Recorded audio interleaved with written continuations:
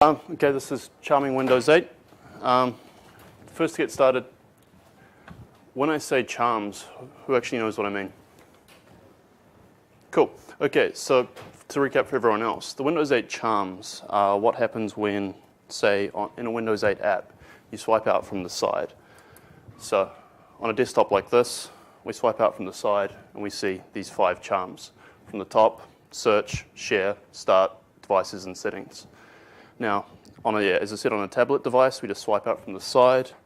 On a mouse and keyboard, we can just take our mouse to the top right corner, and they'll show up. Or with just a keyboard, Windows C. So these are common integration points you can hook into in all your Windows 8 apps. And so what this talk is going to be about is going through each of these 4 charms, because we can't do anything about start, and show you what they do in other apps, how you can add them to your app, and just some hints and tips and tricks about them at the same time. So I'm doing this on the Windows 8.1 Pro preview. I didn't think I was going to risk the wrath of the demo gods and reinstall my machine the day before my talk. But most of this stuff will work in Windows 8 as well as Windows 8.1. I'll highlight when it's different between them. But most of this will apply to both. Although the 8.1 is a free upgrade on October 17th. So I'd expect most people, if you're building apps from now on in, you'd probably be targeting 8.1 anyway. So who am I? I'm Nigel Sampson. I'm a senior app developer at Marker Metro. We're a apps agency up here in Auckland. So my entire day job is building Windows 8 and Windows Phone apps. So let's get into it, because I've got a lot of content to cover. So obviously the first one is search. Now, I'll actually demo how it looks in an application. And we'll start off with the store, which isn't there anymore. So search is possibly the one that's had the biggest change between 8.0 and 8.1, which is an awkward place to start, but that's how it goes. So previously, search was something you could search from your start screen. You'd start typing, and you'd see a list of apps down on the right here where you could, apps that supported search, and you could launch into there to say, I want to search the store, or I want to search something else. Only about 3% of people actually did this. Most people, what they really wanted when they started searching here was to search everything, search their files, search their settings, search apps, and what apps they have, etc., and use it as a launcher. So Microsoft have changed a few things in 8.1. So when I search here, as I said, it searches everything. I can filter from everywhere, settings, files, and so on. And they also now have a smart search app. So when I pick a search result, I get this experience. So in this case, I'm searching for Auckland, so I see what's called a hero. Some good photos, the weather, some facts from Bing about it, and then we get into sort of web results and then app results based on my search. You'll notice a couple of things here. Above the Wikipedia entry, we see a link for Wikipedia, and what this is called an app map search result. So if I tap that, we launch into the Wikipedia app for Auckland, and so on. So that's the biggest change. So how do we get search into our app? So what they've done in 8.1 is add a search box control. So if we look in the store, which is a great example, we now see up in the top right a search box. So this is where you'll do most of your work for search. And so if I can search in here for something like Disney, we see result suggestions. And if I turn back a bit, we also see what are called query suggestions. So the top parts there are result suggestions. These are matching perfect results. And the ones below that are suggestions for queries. And if we tap one of these, we go straight through to the appropriate part of the store. So how do we do this in our own app? What I've created is a Channel 9 video search app. From here, we've got our search box. I can see when I tap into it, the search history. So these are searches I've already done, in this case Windows. If I start typing, give it a couple of seconds for a rather slow internet connection, I get my search suggestions from Channel 9. And then when I hit enter, I get my results updated. So how do we add this to our app? Simply, we have a new control called search box. Now, the first two parts, first line is really just sort of design stuff, some padding, etc. The placeholder text is there, if you want to guide the user what you're actually going to search here. If you've got multiple search boxes through your application, you may end up having different search boxes searching different things. So using the placeholder text to tell them what they expect from this is probably a good idea. Probably the important one is this bottom one here. It's event for query submitted. So when I'm typing and I hit enter, the query submitted event's going to execute.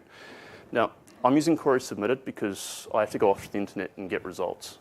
And that means it's going to take a couple of seconds to sort this out.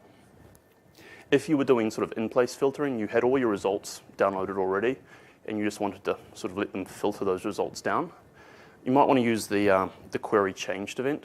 So you can respond on every key press and filter that down.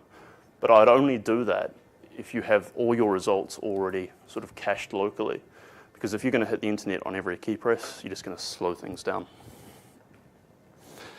So query submit is pretty easy. If we go to the definition for that, we simply get an args with a query text. In this case, I'm then going off and querying my search, which simply queries channel 9 and sets the results into an item source. The next part you probably want to do, because that's basically the basic integration. Like if that's all you want to do, very quick, very easy. But we can go a step further and start suggesting results and so on. So back in our search box control, we have an event called suggestions requested. So this is obviously fired when the search box wants to find.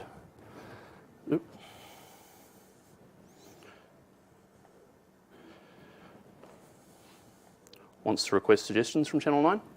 In this case, we have our event up here. So this is the code we're going to step through for a second here. First thing we're going to do is if the query text is less than 5 characters, we just want to ignore it. We're not going to get good results if they've just typed, wind or something like that. Let's wait a bit till they've typed a bit more. Now this next line, the deferral, is a bit complicated, but because I'm going off to the internet and WinRT is completely asynchronous and I'm using the async await keywords, what's going to happen if I don't have this next line? What's going to happen is we go off to the internet, the method here finishes, the event finishes, and the search box thinks, oh, you didn't tell me anything, you haven't given me any suggestions, I won't display anything. While then our method comes back from the internet, we fill up our suggestions, but it's too late. The search box thinks we've already sort of lost it. What this deferral does is sort of tells the search box, hey, I'm not quite done yet. And you'll see this pattern a lot throughout these charms. Our next thing is we go to the search service and request our results from channel 9. I then quickly double check that after this second or so that the request isn't being cancelled.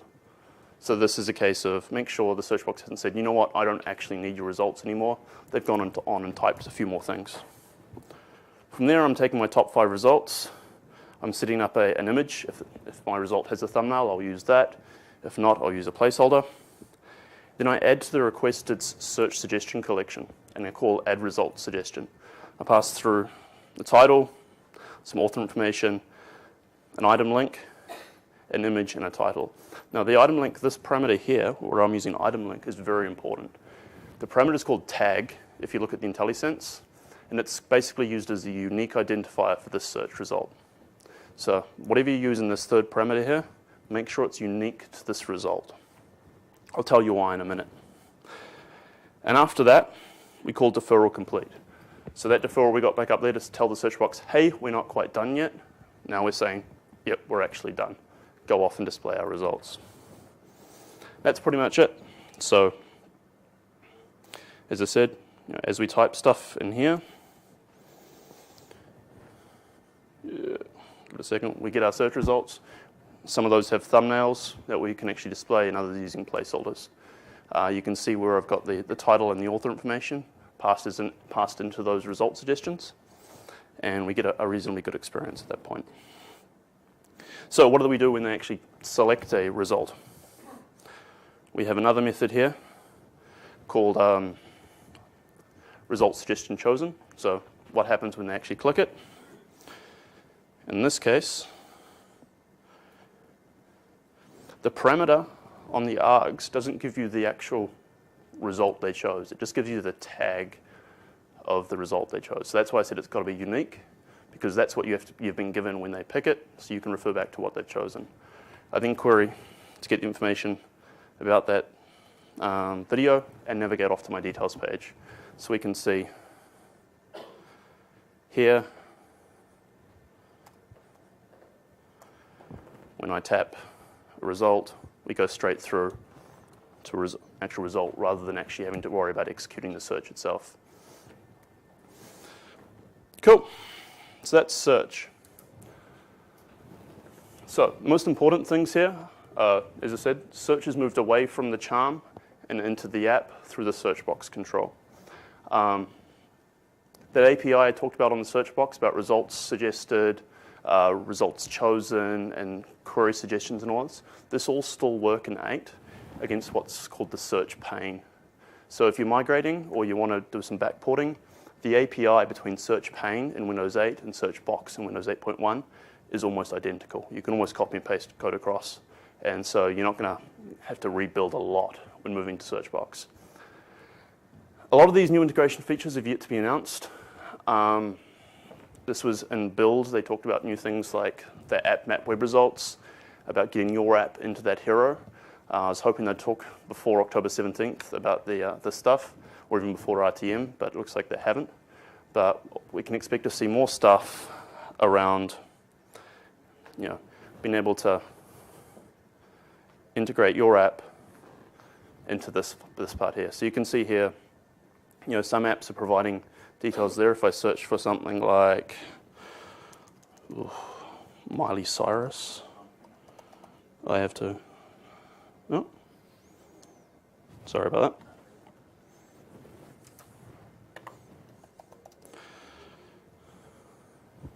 Searching for Miley Cyrus is a bit risky, but we'll go. So we can see here quickly that we get extra information. We get apps that, show stuff like, playing the songs, which will link into the music app as part of the hero. And then we see more app results here that show me news and so on. So this stuff is still coming. And I expect it to get a lot better in the sort of next couple of weeks.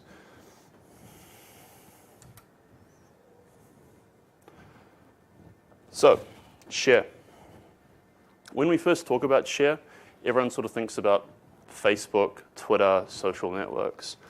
And then they think, well, my app shouldn't really share to those stuff, so I'm not going to bother with it. I think that's slightly wrong.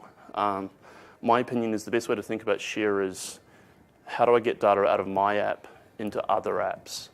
Right, so it's about sharing data rather than just sharing to social networks. So a great example here, I'm in the music app. My wife's been at this, so there's Britney Spears in here. Get used to that. Sorry about that. So I'm in the music app here. Select a song, Lady Gaga. Bring the charm out, hit share. Now I see the list of apps that support sharing for this data. So what happens is Windows 8, when you select to share some data, you populate the share request with different things, files, images, text, HTML, links, and then different other apps register themselves as saying, I support sharing text and images, or I support sharing files and HTML. And then Windows makes the choice based off what you're sharing and what they've registered, and populates the appropriate list of apps from this case. So I can bookmark this song for later, I can put it out on Twitter, I can email it to someone, or I can save some text into OneNote. So that's kind of the social network stuff, the Facebook, the Twitter. So some really good examples of different ways of thinking about this is if there's a Windows Phone app you can install on here. And so what that typically does is if you've got your Windows Phone plugged in, and I think that app registers itself as being able to accept files. So what you can do is sort of share file, send it to your phone. So it's really about the app, about what that app does. And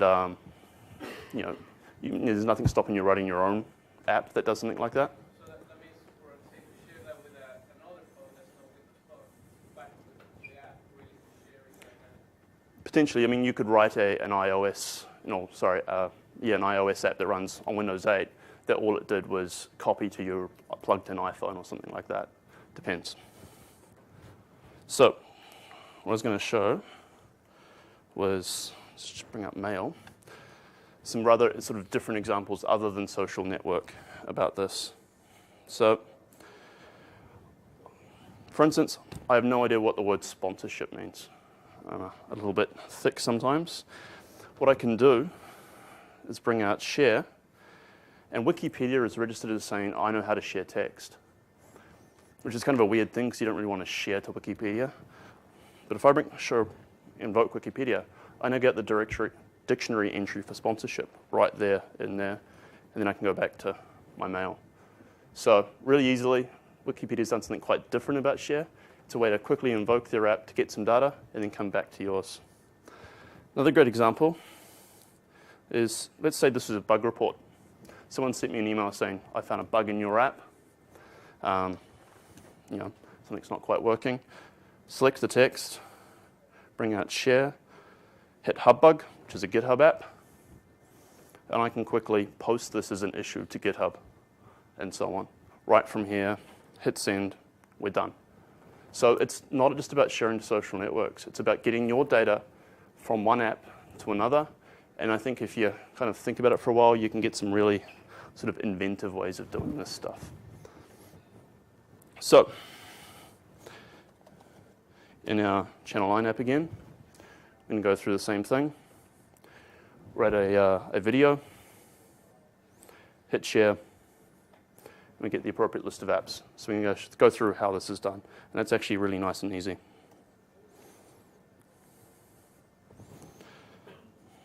So all this is done through a class called the Data Transfer Manager. And when we enter this page, what we're going to do is get the transfer manager for our current page, for our current view.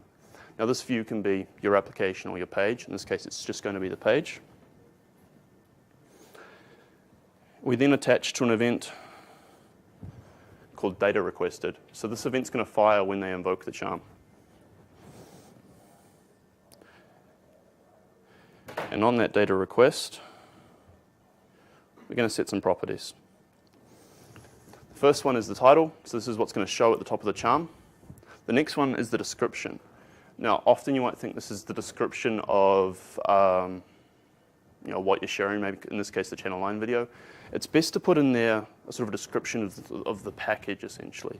Because if we go back to the app and invoke share, we can see at the top there our title and our description. So if we describe what we're sharing in terms of data, in this case I'm sharing the link to the Channel 9 website, then the user's got a better idea of what that probably they should invoke, what app they should pick. If you're sending text, tell them you're sending text and so on.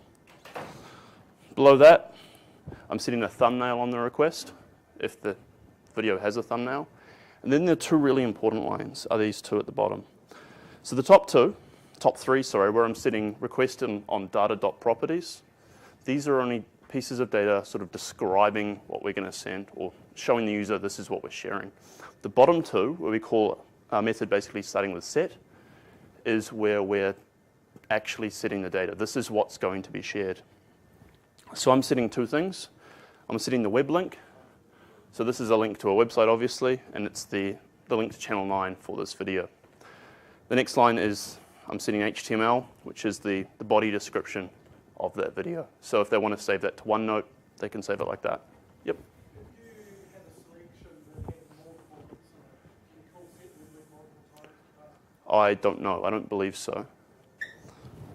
But what they also have, so you'll also see in here,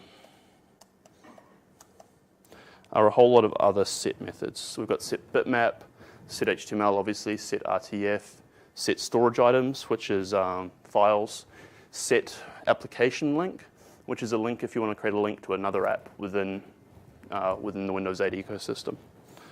There's also set data, and that allows you to set custom data that doesn't fit one of the other descriptions. Now, this one's a bit more difficult because you've got to sort of specify, this is the type of data I'm specifying, and here's our data. And the chances of another app having that being able to accept that custom data format is probably pretty low unless you write that app yourself. If you're going to, though, there's a great series of sort of standards called schema.org, which allows you to specify things like geolocations, addresses, and so on. And there's a great library on GitHub, I believe, called Transshipment, which is for Windows 8, and allows you, basically gives you more methods on this data request, so you can set address, set geolocation, and so on, and hopefully provides a bit more of a standard for that sort of stuff. So that's share. As I said, probably the most important thing to think about is that it's more than just Facebook or Twitter. As more apps become sources and targets, the combinations between email and Wikipedia or music and SkyDrive or Dropbox become a lot more interesting. Be generous with what you share. So if you've got quite a bit of data, set as many of those set methods as you can, because that increases the surface area or the targets that you can actually pick from and gives the user more choice. Be inventive about being a share target. So as you saw, like Wikipedia and GitHub, yeah, they've got different ideas about what sharing can be. It's not just, as I said, posting to Twitter. It's about, I can accept data and I can do something with it. So if like your app has any sort of content creation in any way, some sort of data entry form, you know, it might be a good target to be a share target in some way. Devices. So devices are about a lot of different things. In this case, we're going to cover two of them, Play To and Print. So Play To is about sort of the opposite of apps, sorry, opposite of share. Share is about how do I get my data onto other apps. Devices is about how do I get my data onto other devices. And it's, you know, the same thought process applies, that if you're wanting to have, you know, good data in your app and you feel like you've got ways to get it out there, devices is a good one for this as well, especially for media content. So Play To is the first part of this. There's two parts, Play To and Print. And Play To is about the DLNA protocol. So this is sharing to things like your Xbox 360, your Samsung Smart TVs, your other computers on your machine that you've set up for remote control. I'd love to demo that with an Xbox One or something like that, but I couldn't get one. So,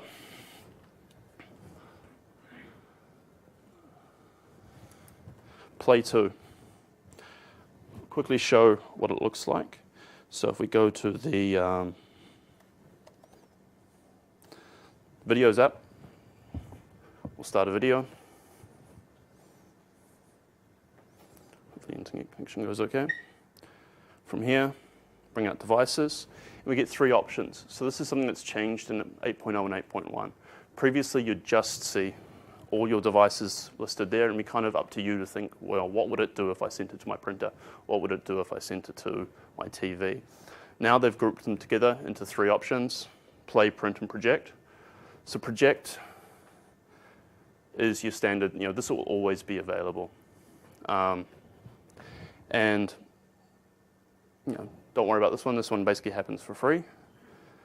Play. Right now we're getting an error message here, you know, that's saying, right now, if you want to play this, have another device on your network. Now you can't test this by, you know, using two apps on the same network. You've got to have another device on your network that you can actually share to. So this can be done a couple of different ways. If you've got just another machine, you can run a Windows Media Player.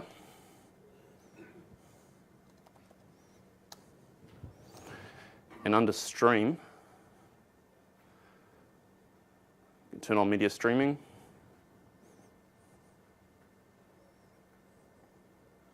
Actually, I think I can't get an option because I'm on a public network here. Oh, here we go. And we can turn on Allow Remote Control of My Player. So what this does is turns your machine here into what's called a Play To receiver. much like a Xbox 360 or a smart TV. And then on another machine, you can now play to that media player. So it's a great way if you want to project, if you're running a commercial enterprise where you need to project stuff out to a front-end display, you can do some really interesting things this way. Just for comparison purposes, if I'm in another app, like email,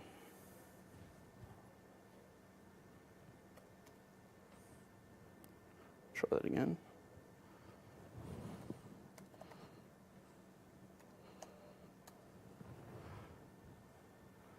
Bring out play. We get a different error message. In this case, the app doesn't have anything to send. So if you really can't test with the second device, you've got the 2 error messages there. If Play 2 is not working, you'll see that one. We can't play to another device.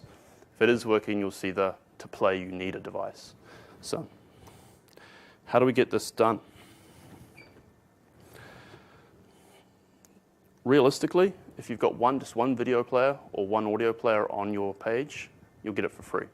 That's the fantastic thing about this one. You don't need to do a single line of code to get Play 2 to work, and you can advertise in your app description, I play to Xbox, I play to smart TVs. You can share content really easily.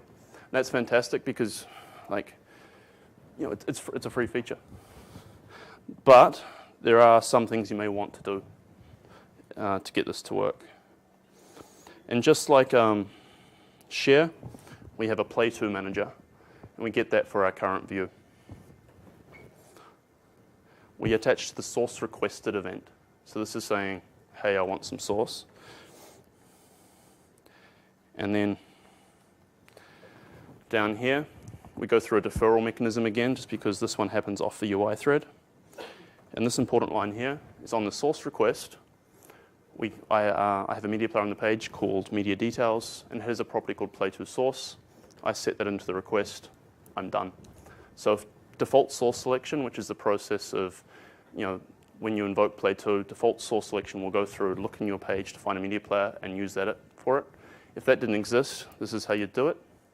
And the reason you might want to do this is that you might want to configure this to do some slightly different things. You might want to send a slideshow to your 360 or something like that. And that's because the image control also has a Play 2 source property. And from there, you can set that image, send it over the wire to your 360, and show it up on a big screen. And the very cool thing then is if you change the image on your machine here, it changes it on the 360.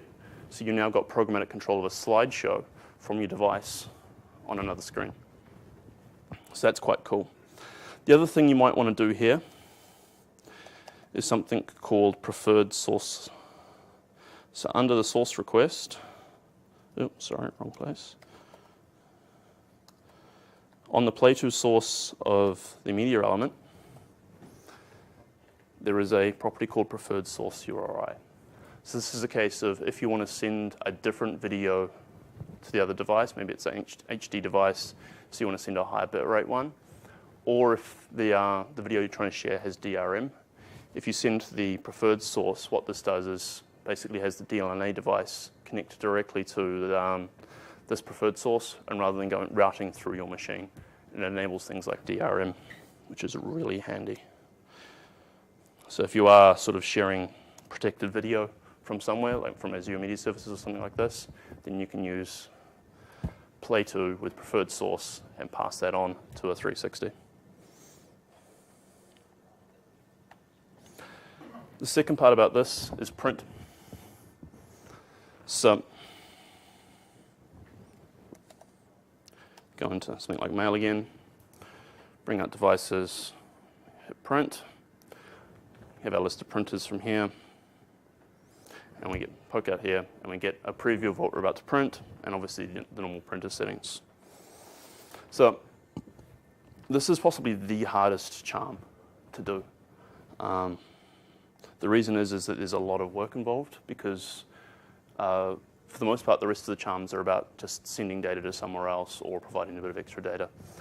Print, you've got to be able to provide printable versions of your pages that you actually want to print and manage things like layout and settings and so on.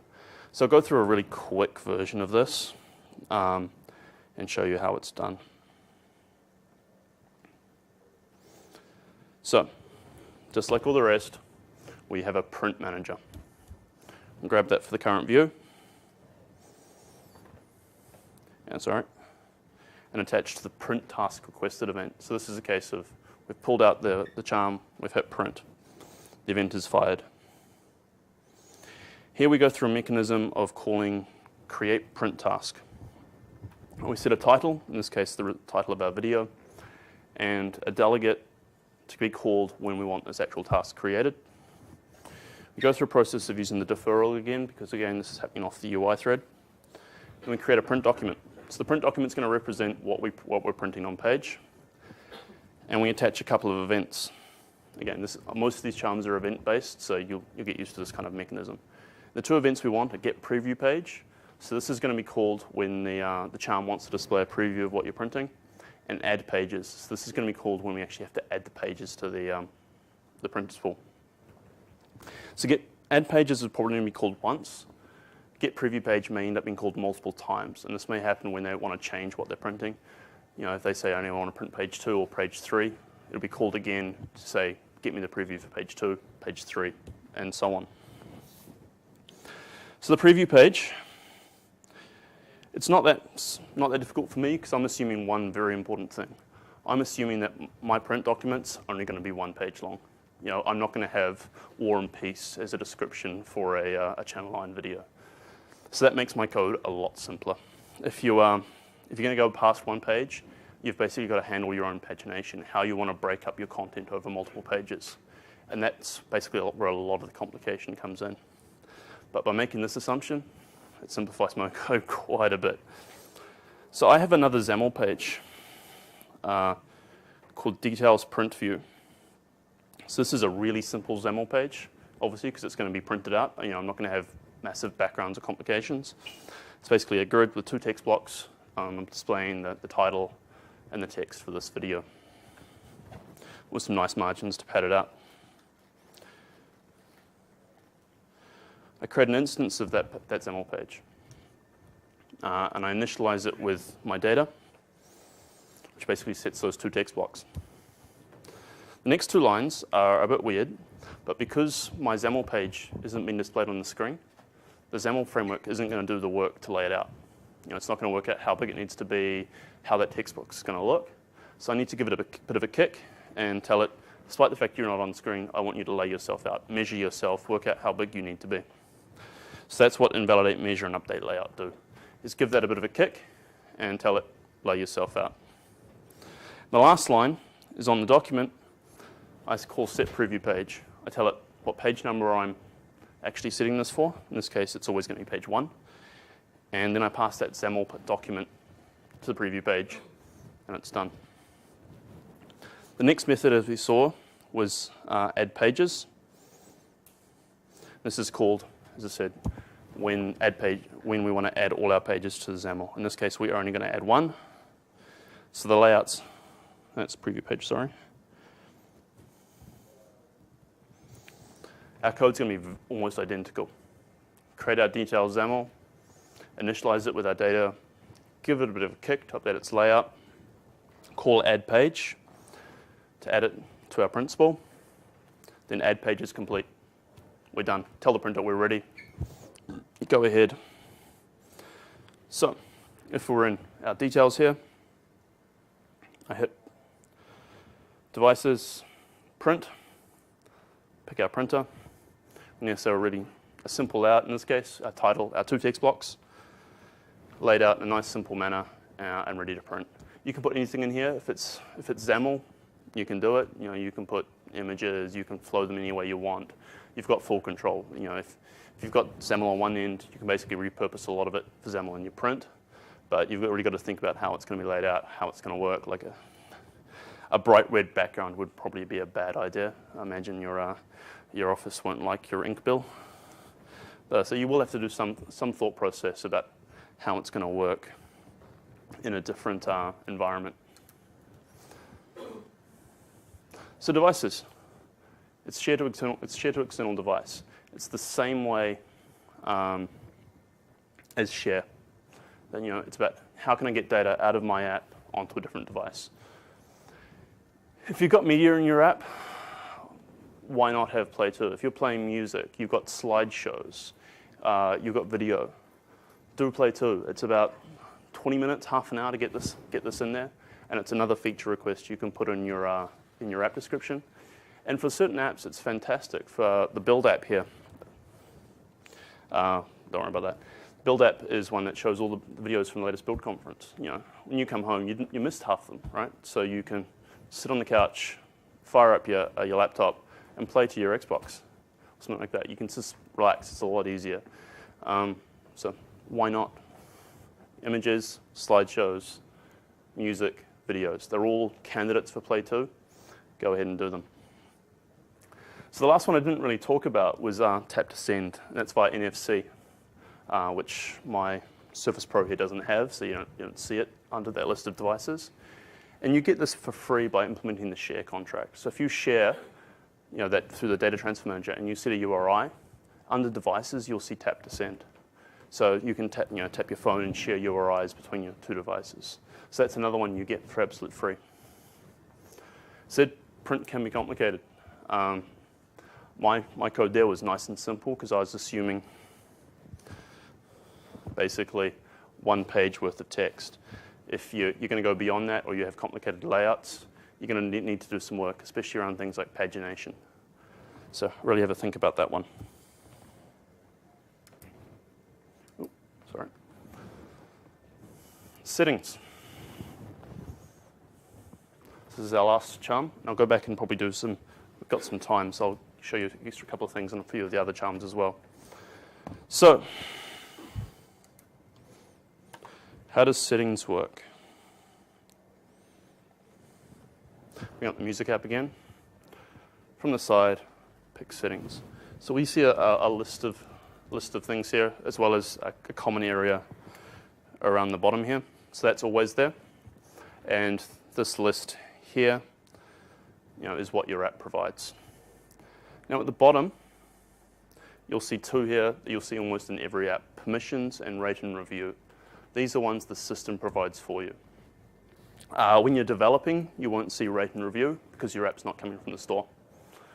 Once it's coming from the store, rate and review there will be for free, and it'll take you straight to the store app.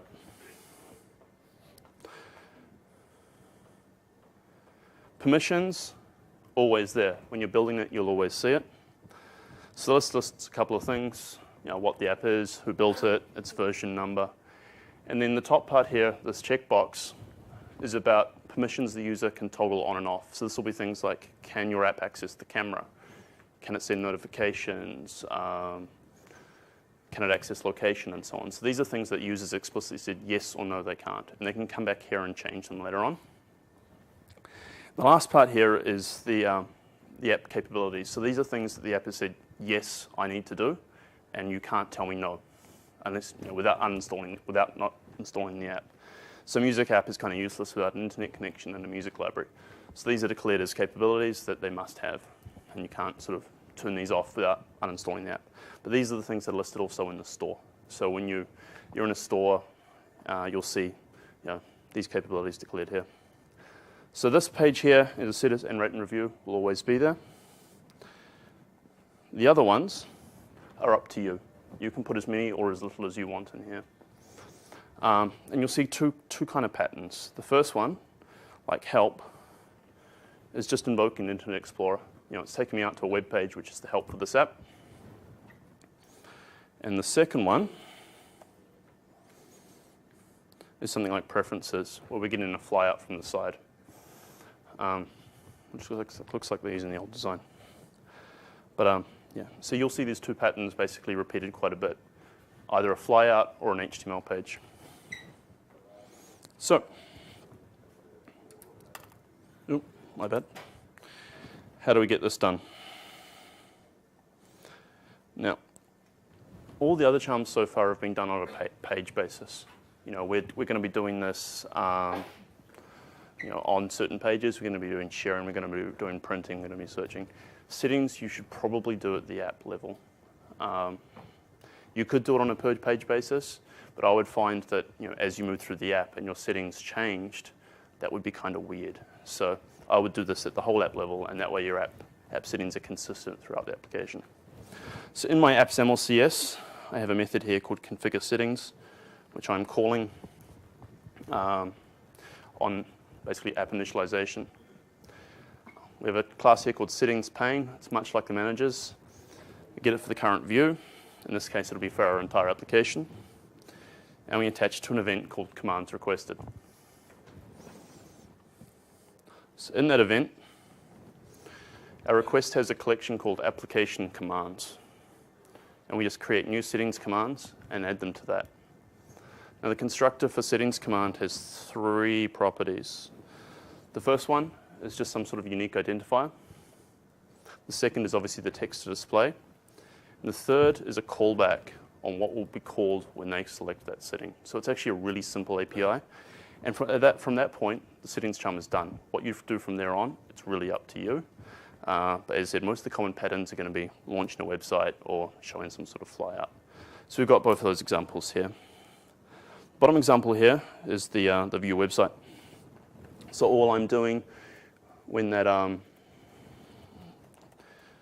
setting the command is chosen is calling the launcher and saying launch to this website, and we're done.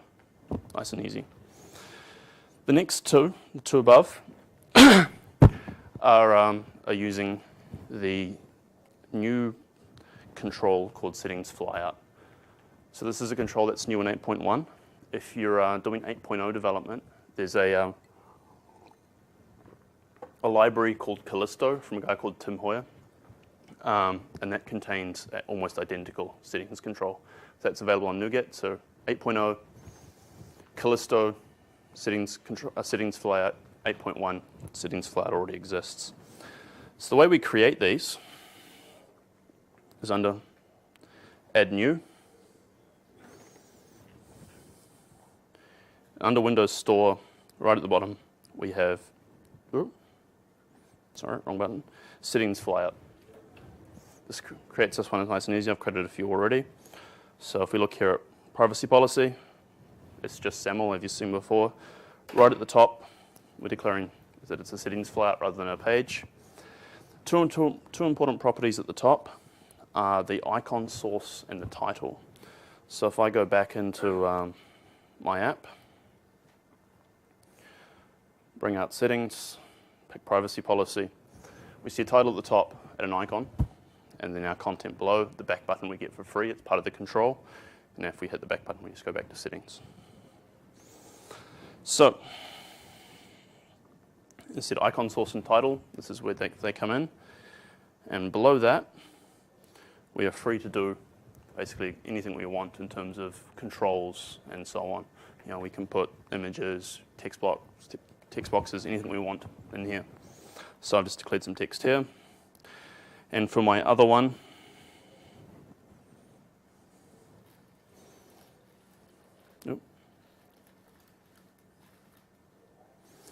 as I said here, I can put buttons in here to do things like clear search history, all sorts. So I'll quickly show that.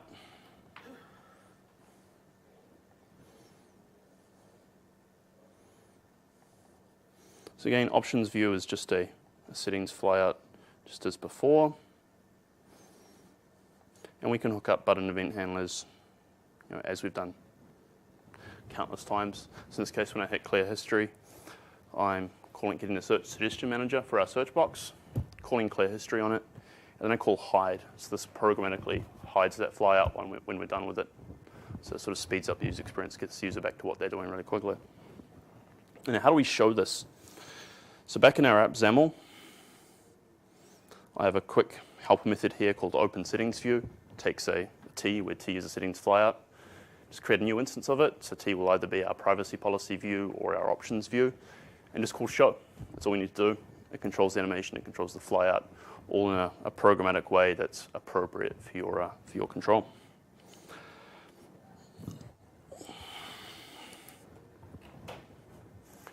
So the settings flyout control, as I said, 8.0, it's in Callisto on NuGet. 8.1, it's built in, as you can see in Visual Studio. When you're storing settings, have a thought process about should the setting be local or should it be roaming? most settings, if you can't really decide, go for roaming, because what that means is when they come to another device, the user, they install your app, they start it up, and it's going to look like they've configured it from their other machine. So by default, go with roaming. There will be some settings you'll do that only make sense on that machine, based on if you've got file access or anything like that. So by default, go with roaming, maybe local. So privacy policy, it's rather important. If you declare that your app can access the internet, store certification says you must have a privacy policy. And they will fail you if you don't. So if you declare in any way that you can access the internet, you will have to have a privacy policy. And you've got to have it in a couple of different places. You've got to have it within your app, and you've got to have it at a URL that can be accessed from outside the store. Because what will happen is in the store,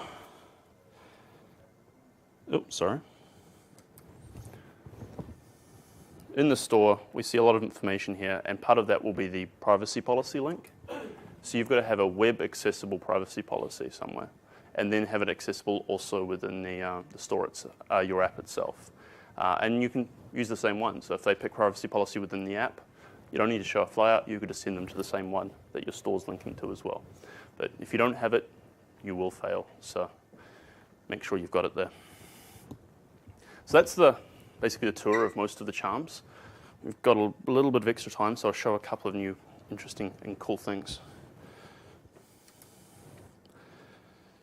So one of the new things, here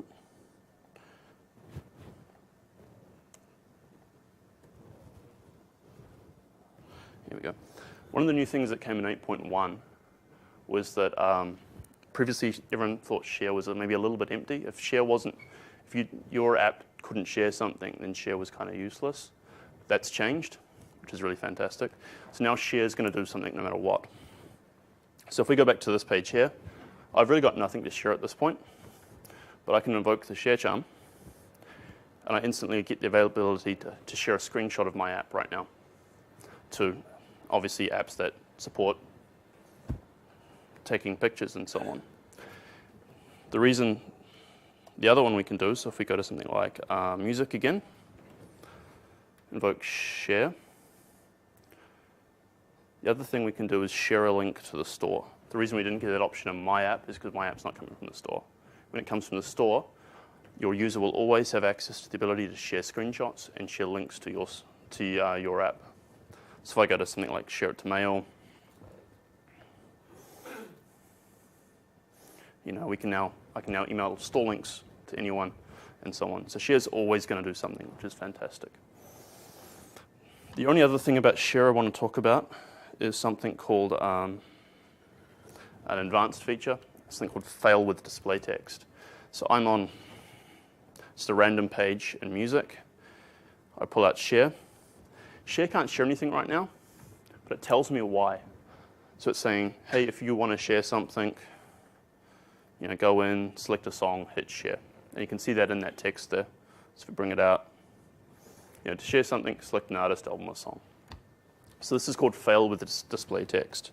So back in our code,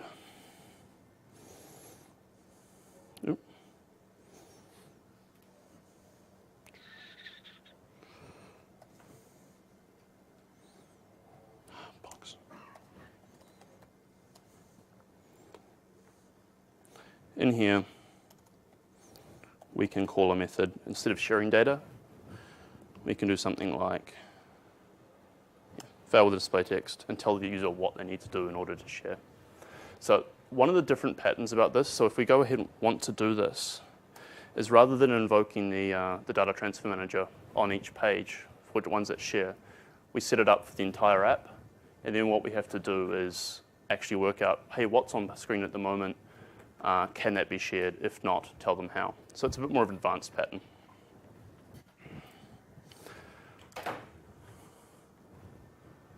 Okay, to sum it all up, give you time for questions. Use the charms often as it makes sense. A lot of these you can get for free or very, very quickly.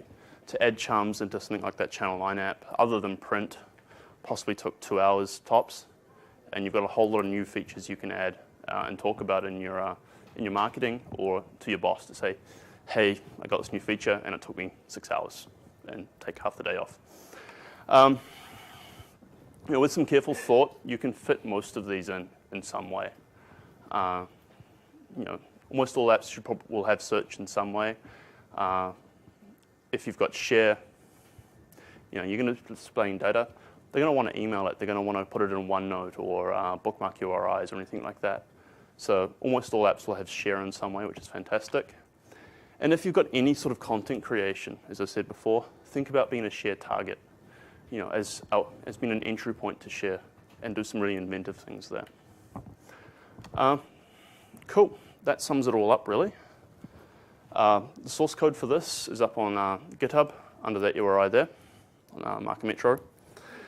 There's some great build talks that are up on Channel 9 that cover a lot of this stuff as well. The first one is basically all about search and a lot about the changes that are coming in 8.1. The next one there is building apps that work together, and that covers both share and a lot of other stuff around things like protocol activation. The other thing is Ryan here is running a games competition for Windows 8, and you can win a lot of great prizes building games for both Windows 8 and Windows Phone. And if you've got time, highly encourage it. So the other related content here at TechEd, tomorrow I think it is a great talk on taking advantage of Windows 8.1 and making your apps fly. They're both by a good mate at Datacom, so go ahead and take a look at those. Other than that, I'll hand it off to questions and fill out your evaluation forms. Win stuff. Anyone have anything to ask?